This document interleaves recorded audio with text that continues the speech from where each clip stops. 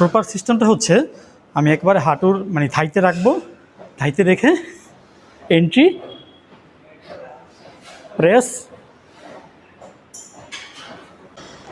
আসসালামু আলাইকুম বন্ধুরা, সবাই কেমন আছেন? আজকে আমরা শিখব কিভাবে বেঞ্চ প্রেস বা চেস্ট প্রেস বা ফ্ল্যাট বেঞ্চ প্রেস আমরা যেটাই বলি, বিগিনাররা কিছু কিছু ভুল করে, সেখানে এই জিনিসগুলো আমরা আজকে দেখব।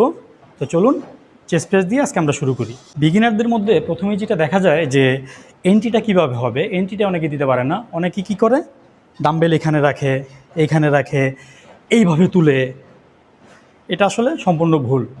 ডাম্বেলটা রাখতে হবে ফ্ল্যাট বেঞ্চ প্রেসের ক্ষেত্রে হাঁটুর একেবারে শেষে এন্ট্রিটা হবে, ডাম্বেলটা নিয়ে জাস্ট শুয়ে পড়ব। অনেকে যে ভুলটা করে চেস্ট প্রেসের ক্ষেত্রে এইভাবে চেস্ট প্রেস করে, সেক্ষেত্রে দেখা যাচ্ছে যে চেস্ট প্রেসের চাইতে হিটটা শোল্ডারে বেশি করে। ডাম্বেলটা মূলত থাকবে এরকম না, এরকম করা যাবে না, এরকম থাকবে, গোল হয়ে নামবে, গোল হয়ে উঠবে, এভাবে গোল হয়ে নামবে, এভাবে গোল হয়ে উঠবে।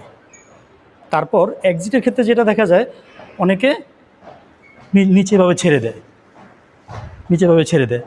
এক্সিটটা এমন হবে না, এক্সিটটা হবে জাস্ট আমি এন্ট্রি যেভাবে নিয়েছিলাম, এক্সিটের ক্ষেত্রে ডাম্বেল দুটো একসাথে করে পা দুটো উপরে তুলে জাস্ট এক্সিট। তো চলুন আমরা এখন নতুন করে পুরো প্রসেসটা আবার দেখি। প্রপার সিস্টেমটা হচ্ছে আমি একবারে হাঁটুর মানে থাইতে রাখবো, থাইতে রেখে এন্ট্রি, প্রেস,